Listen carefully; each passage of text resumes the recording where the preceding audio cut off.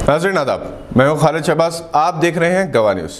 Saudi अरब और तेलंगाना के दरमियान तिजारती ताल्लुकात को बेहतर बनाने और तेलंगाना में सऊदी अरब और NRIs की सरमायाकारी के सिलसिले में 2 रोज़ा वर्चुअल तेलंगाना इन्वेस्टमेंट मीट का आज से आगाज़ हुआ, जिसमें कलीदी तकरीर तेलंगाना के वज़ीर सनत, इंफॉर्मेशन टेक्नोलॉजी, शहरी तरक्यात, बल्दी निज़ाम नस्क मिस्टर KT रामाराव की।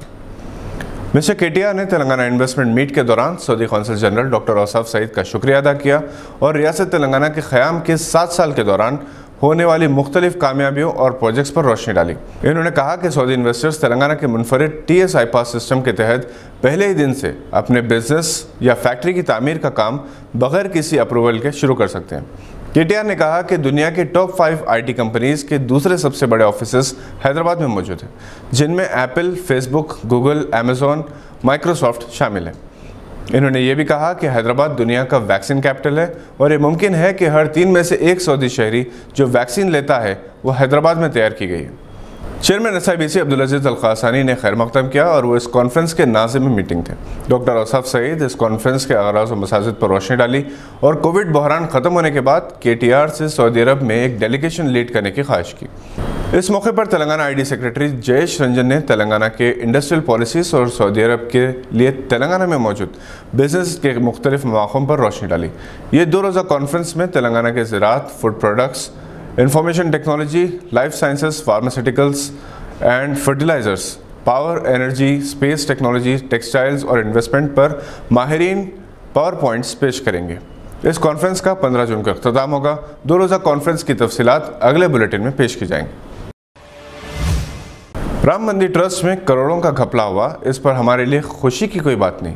राम मंदिर ट्रस्ट का मामला है। ट्रस्ट के हामी और मुखालिफ ग्रुप्स आपस में या तो लड़ेंगे या फिर बाहमी मफाद देखकर कोई समझौता कर लेंगे।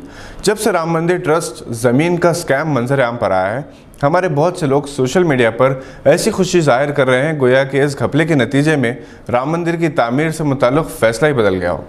सोचने की बात है, जो कौम अल्लाह के नाम वफ़ करदा जायदादों में धांधलियाँ करती रही हैं, क्या उसे राम मंदिर के घपले पर किसी किस्म के रद्द अमल का कोई हक़ है?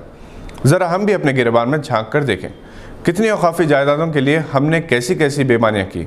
चंदे और अतियात जमा करके अल्लाह का घर बनाते हैं और उस मस्जिद पर अपना कब्ज़ा कर लेते हैं, इसकी जायदादों को अपनी ज़ाती जायदाद बना लेते हैं। मसाजिदों या खानखाएँ हों, बुजुर्गान दीन के आस्थाने हों, हज़ारों करोड़ों रुपए की जायदादों में घपले हम ही तो करते हैं। बजाय दूसरों पर तनकीद करने के अपनी इस्लाह कर लें तो अच्छा है। डोनाल्ड ट्रंप ने अब कुल्फ़ी बेचनी शुरू कर दी, और वो भी पाकिस्तान में। जी हाँ नाजरीन, एक कुल्फ़ी बेचने वाले को देखकर हर आने जाने वाला एक लम्हे के लिए रुक जाता है, फिर इसके चेहरे पर मुस्कुराहट आ जाती है, क्योंकि ये कुल्फ़ी बेचने वाला डोनाल्ड ट्रंप का हमशक्ल है और पहली नज़र में लोग धोखा खा जाते हैं कि ये अमेरिका का साबिक़ सदर है। इंटरनेट पर इस वक्त इसकी तस्वीर और वीडियो वायरल हो रही है। किसी ने यह भी रिमार्क किया कि सूरत ट्रंप की और नसीब उलाल की। इस कुल्फ़ी बेचने वाले का ताल्लुक़ पाकिस्तानी पंजाब के साहिवान इलाके से है। ये बहुत ही पुरसोज आवाज़ में गीत गाकर ग्राहकों को अपनी जानिब मुतवज्जह करता है। दरमियानी उम्र का ये शख्स कुर्ता पाजामा में नज़र आता है। इसकी क़द-ओ-जसामत कम जैसी है, अपने अपने नसीब की बात है। BJP और इसकी इत्तेहादी जमातों के नहुसत के दिन शुरू हो गए। पासवान की जमात, जिसने हालिया बिहार के असेंबली इंतखाबात में नीतीश कुमार को ज़बरदस्त धक्का दिया था, अब इसके 5 अरकान पार्लियामान ने चिराग पासवान के खिलाफ बगावत कर दी। हैरत की बात है कि चिराग पासवान का तख्ता उलटने में इनके चचा का हाथ है। 5 अरकान पार्लियामान ने स्पीकर से दरख्वास्त की है कि इन्हें एक अलहदा ग्रुप तस्लीम किया जाए। वो पासवान की जगह इनके चचा पशुपति कुमार पारस को अपना लीडर मुकर्रर करना चाहते हैं। देखना है कि ये ग्रुप नीतीश कुमार के ग्रुप में जम होता है या नहीं। साबिक़ सदर जमहूरिया प्रणब मुखर्जी के फर्जंद अभिजीत मुखर्जी ममता बनर्जी की पार्टी में शामिल हो सकते हैं। अगरचे कि इन्होंने कांग्रेस छोड़ने की तरदीद की, मगर समझा जाता है कि वो TMC में शामिल हो जाएंगे। तेलंगाना के निर्मल ज़िले में पुलिस ने भैंसा टाउन में फ़िरक़ावाराना फ़सादात में मुलविस 8 मुलज़िमीन के खिलाफ PD एक्ट के तहत मुकदमा दर्ज किया और इन्हें जेल भेज दिया। ज़िला SP CH परवीन कुमार ने बताया कि भैंसा टाउन में पुरअमन माहौल पैदा करने के लिए मुस्तकिल हल की हुकूमत इक़दामात कर रही है। इस सिलसिले में दोनों तबक़ात से ताल्लुक़ रखने वाले 8 अफराद के खिलाफ PD एक्ट दर्ज किया गया है, जो भैंसा शहर में फ़िरक़ावाराना फ़सादात में मुलविस थे, और इनके खिलाफ सख्त कार्रवाई भी की गई। हाल ही में भैंसा में दोनों तबकात के 8 अफराद ने मजहबी मुनाफरत को भड़काने, झड़पें करने, तखरीबकारी करने और एक दूसरे को जानलेवा हथियारों से कत्ल करने के मामलात में मुलविस थे। एसपी ने बताया कि दोनों फ़िरक़ों को इश्तियाल दिलाने और मुसलसल हंगामा आराई करने, अमन को ख़राब करने के 8 अहम मुलजिमों पर PD एक्ट के तहत मुकदमा दर्ज करके जेल भेज दिया गया। स्टूडेंट्स इस्लामिक ऑर्गेनाइजेशन यानी SIO के वफ्द ने रोहिंग्या मुसलमानों की तबाह बस्ती का दौरा किया, मुतासिरीन से मुलाकात की और इनके मुतालबात को समझने की कोशिश की। जनूबी दिल्ली के सरहद से मुत्तसिल उत्तर प्रदेश के मदनपुर खदर में वाक़ई रोहिंग्या बस्ती तबाह हो गई। 12 जून की रात अचानक वहां आग भड़क उठी।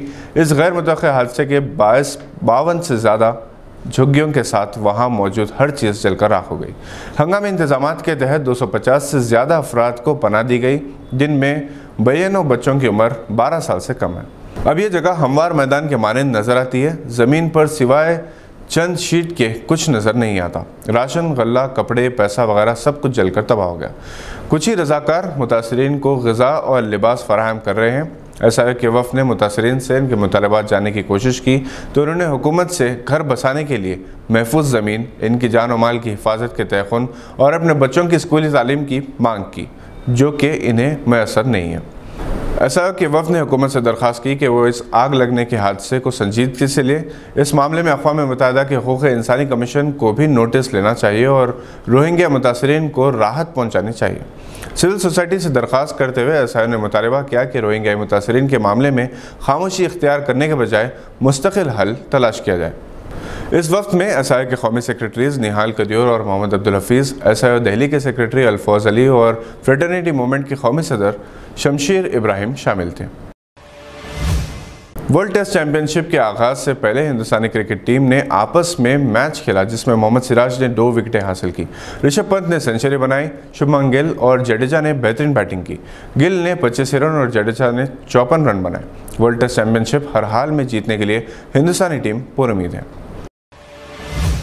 मशहूर रेसलर खबीब, जो रेसलिंग और मार्शल आर्ट से रिटायरमेंट के बाद अब फुटबॉल खिलाड़ी बन गए, इन्होंने बाकायदा पूरी संजीदगी के साथ फुटबॉल मैचेस में हिस्सा लेना शुरू कर दिया।